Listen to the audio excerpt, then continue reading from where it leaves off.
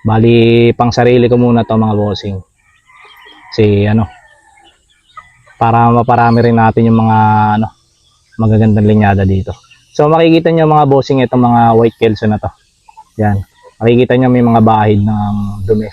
Yan. Kaya ganyan yan mga bossing kasi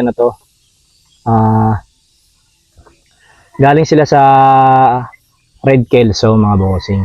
So nag-throwback sila ng puti. Kaya yan. May mga bite-bite sila ng pula. Pero paglaki naman yan is mga puti yan.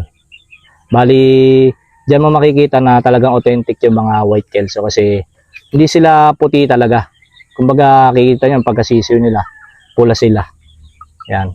Pero paglaki niyan, unti-unti mawawala yung mga puti niyan.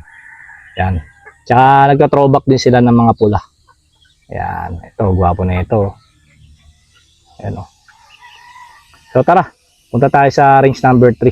Mas malalaki. So ito yung ating farm. Andito tayo sa likod ng ating farm.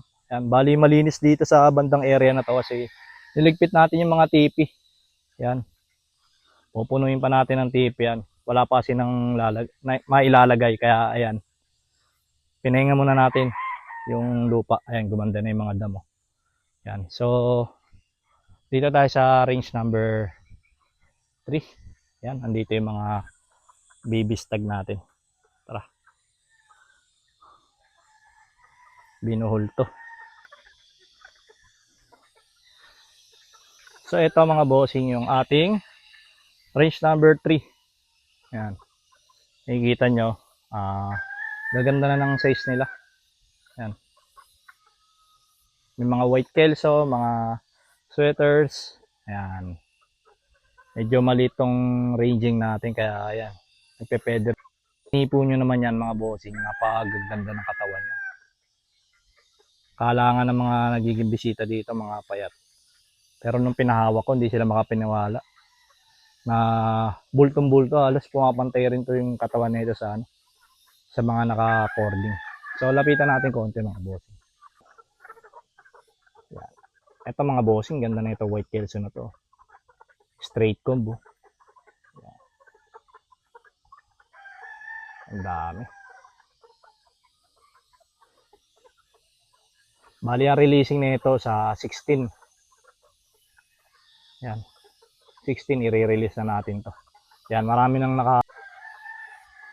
Yan. Pero syempre hindi pa natin naka-qualified to. Meron pa tayo dito mga mare-reject. Yan. Ito gwapo na ito. Yan, yung may violet sa buntot. Kaya may violet yan na yan. Ito. White kelso. Please maubos yung ating white kelso dahil laging maganda yung resulta ng mga puti natin dito. Yan. Ito, mga sweaters natin. Dalawang klaseng sweaters natin dito. Isang red naman mga bossing. Yan, galing sa ating kuya na si Kuya Rugby TV. Yan. So, ganito lang ang setup natin dito.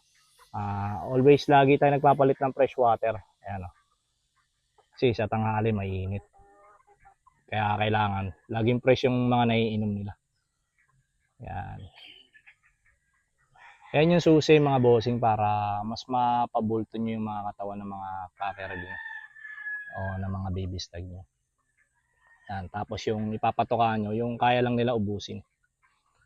Yan. Para sa ganun. Every patukan nyo, lagi ubos. Kasi pag binabaran nyo, hindi nauubos yan agad. Yan. So alam ko, naghihintay na kayo sa magandang part mga bossing. Papakita ko na sa inyo yung mga linyada natin sa ating cording. Yan, papasilip ko na sa inyo. So tara mga bossing. So ayan mga bossing, yung init dito. Pero okay lang. Minsan lang naman tayo mag-vlog sa ating farm. Papakita ko sa inyo isa-isa yung mga meron dito. So simulan natin sa mga sa mga brood stag. Tapos sunod natin yung mga baby stag. So ito mga bossing.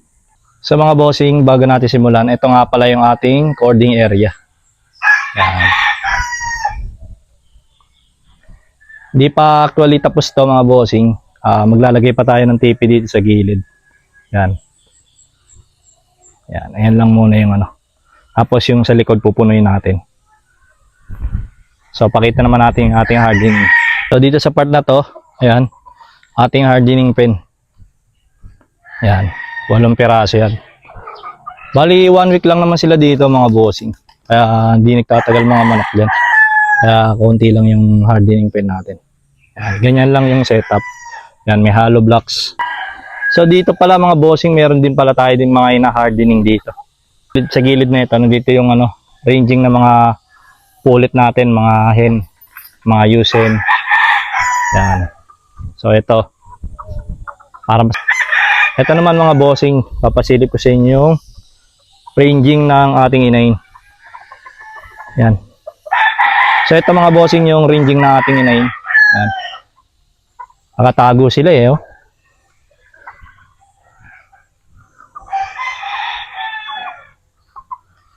Mainit ngayon eh. And may kanya-kanya silang pwesto dito. Yan.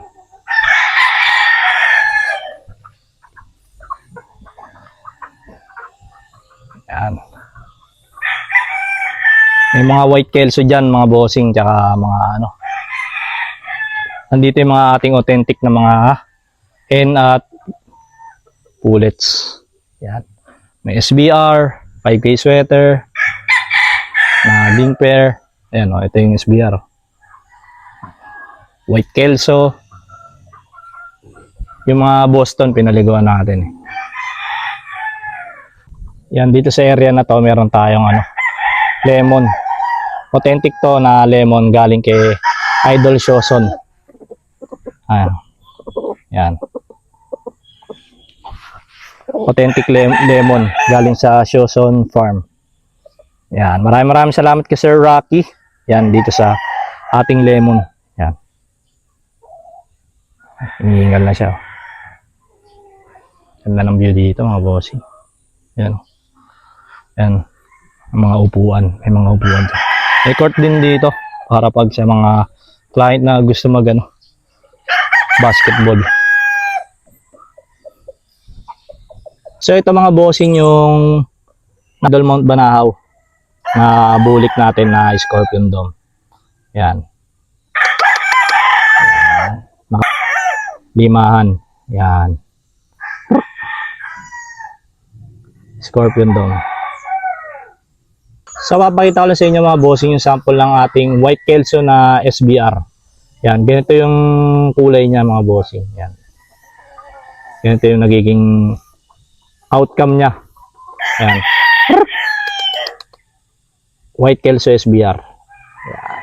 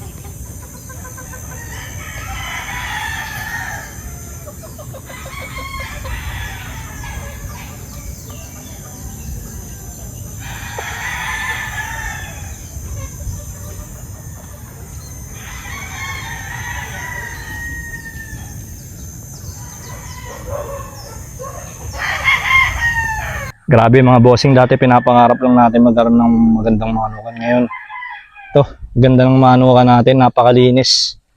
Yan, syempre meron na rin tayong ano. Yan, alam nyo na yan, mga bossing. Dito ginaganap yung mga ano. Pag nagre-review tayo, yan, dyan natin ano, pinapalakad, yan, yung mga ating mga manok. Yan, tsaka nagpapailaw rin tayo dyan, yan, yung mga ilaw na dyan. Yan. Lab. Lovely ka.